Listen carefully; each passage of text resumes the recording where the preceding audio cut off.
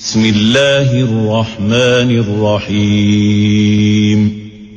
وَإِذَا قِيلَ انشُزُوا فَانشُزُوا يَرْفَعِ اللَّهُ الَّذِينَ آمَنُوا مِنكُمْ وَالَّذِينَ أُوتُوا الْعِلْمَ دَرَجَاتٍ وَاللَّهُ بِمَا تَعْمَلُونَ خَبِيرٌ.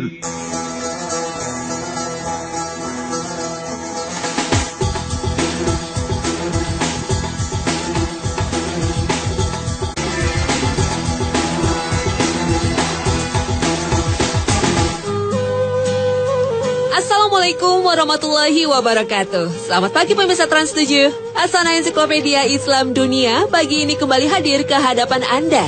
Selain berbagi pengetahuan, juga saling mengingatkan dalam kebajikan.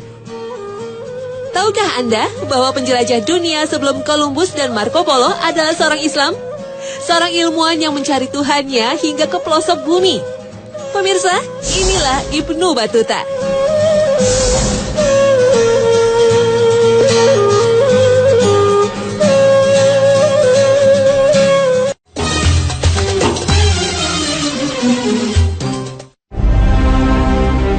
Bayangan Anda bila di zaman modern seperti saat ini masih ada yang berpikir bahwa bumi itu tidak bulat alias datar.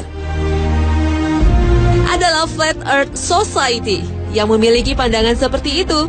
Meski teknologi sudah membuktikan secara empiris bahwa bumi itu bulat, fakta seperti ini dianggap sebuah konspirasi tingkat tinggi Badan Antariksa Amerika Serikat untuk kepentingan tertentu. Salah satu teori terkemuka mereka menyebutkan bumi serupa piringan, di mana lingkaran Arktik berada di pusatnya. Sementara Antartika, sebuah dinding es setinggi 150 kaki atau 45,7 meter, berada di pinggirannya. Namun, abad ke-21 ini, di mana informasi berkembang pesat dan teknologi luar angkasa luar biasa maju, apakah mereka serius? Tentu saja mereka serius. Jadi, biarkan saja mereka mempertahankan pandangannya. Yang pasti, pembuktian bumi itu bulat sudah dilakukan para penjelajah dunia beberapa abad silam. Di abad ke-16, Nicolaus Copernicus mengungkapkan teori heliosentris dan diperkuat lagi oleh Galileo. Keduanya sepakat tata surya berpusat kepada matahari dan bumi itu berbentuk bulat. Namun jauh sebelum Copernicus dan Galileo, para sarjana muslim pada abad ke-9 Masehi telah menyatakan bahwa bumi bundar seperti bola. Pada tahun 830 Masehi, Muhammad bin Musa al-Khawarizmi beserta para astronom lainnya telah membuat peta globe pertama. Saat itu, para astronom muslim juga menyatakan bahwa keliling bumi mencapai 24.000 mil atau 38,6 kilometer. Hanya berbeda 3,6% dari perkiraan yang dilakukan para ilmuwan di era modern. Pada abad ke-10 Masehi, ilmuwan muslim bernama Abu Raihan al-Biruni mengukur jari-jari bumi yang mencapai 6.339,6 kilometer. Hanya kurang 16,8 km dari nilai perkiraan ilmuwan modern. Teori bentuk bumi bundar seperti bola juga dinyatakan geografer dan kartografer muslim Abdullah Muhammad Ibnu al-Idrisi Asy-Syarif. Pada tahun 1154 Masehi, al-Idrisi membuat peta bola bumi alias globe dari perak. Bola bumi yang diciptakannya itu memiliki berat sekitar 400 kg. Ibnu Taimiyah juga berpendapat bumi bulat dengan melandaskannya pada Al-Quran Surat Az-Zumar ayat 5. Allah Subhanahu wa Ta'ala berfirman, Dia memutarkan malam atas siang dan memutarkan siang atas malam. Selain itu, para ulama juga berpegang pada Surat Al-Anbiya ayat 33. Allah Subhanahu wa Ta'ala berfirman, dan Dialah yang telah menciptakan malam dan siang, matahari dan bulan. Masing-masing dari keduanya itu beredar atau falak di dalam garis edarnya. Kata falak dalam ayat itu, menurut para ulama, berarti bundar.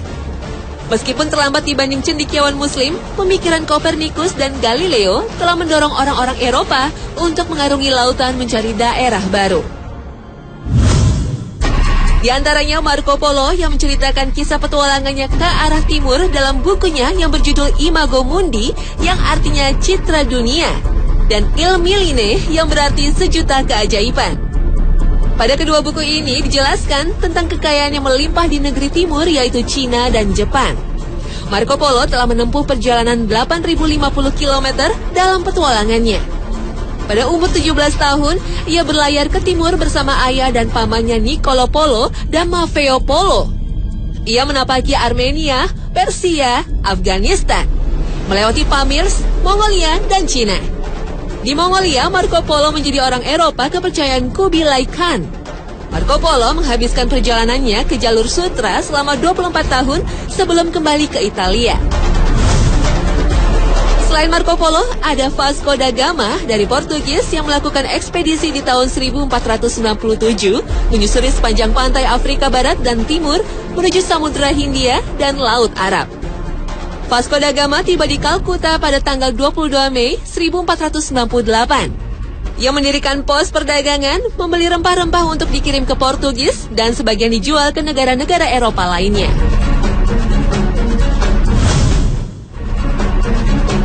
Penjelajah Eropa lainnya adalah Christopher Columbus. Pada tanggal 3 Agustus 1492, dengan menggunakan 3 buah kapal yaitu Santa Maria, Nina, dan Pinta, Columbus mulai berlayar mencari sumber rempah-rempah di dunia timur. Setelah berlayar lebih dari 2 bulan mengarungi Samudra Atlantik, sampailah Columbus di Pulau Guanahani yang terletak di Kepulauan Bahama, Karibia. Ia merasa telah sampai di Kepulauan Hindia Timur yang merupakan sumber rempah-rempah. Ia menamai penduduk asli di kawasan itu sebagai India. Terhitung 4 kali Columbus bersama Amerigo Vespucci berlayar dalam rentang waktu 1492 hingga 1504. Mereka dianggap telah menemukan benua baru yang diberi nama Amerika.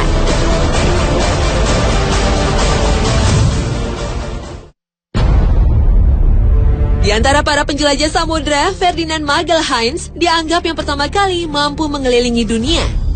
Pada tanggal 10 Agustus 1519, Magelhaens berlayar ke barat didampingi oleh Kapten Juan Sebastian Delcano dan seorang penulis dari Italia yang bernama Pigafetta. Penulis inilah yang mengisahkan perjalanan Magelhaens dan Delcano mengelilingi dunia, yang membuktikan bahwa bumi itu bulat seperti bola. Pada tahun 1520, setelah menyeberangi Samudra Pasifik, sampailah rombongan Magelhaens di Kepulauan Massawa. Kepulauan ini kemudian diberi nama Filipina, mengambil nama Raja Spanyol Philips II. Dalam suatu pertempuran melawan orang Mactan di tahun 1521, Magelhaens terbunuh. Akibat peristiwa itu, rombongan bergegas meninggalkan Filipina, dipimpin oleh Sebastian Delcano menuju Kepulauan Maluku. Magelhaens dianggap sebagai orang besar dalam dunia pelayaran, karena menjadi orang yang pertama kali berhasil mengelilingi dunia.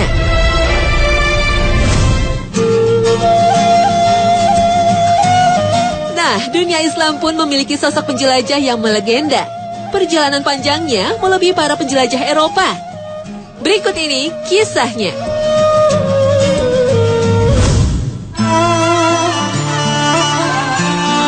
Anak muda dari Tangier, Maroko ini merelakan hidupnya pada hembusan angin yang membawanya kemanapun ia singgah.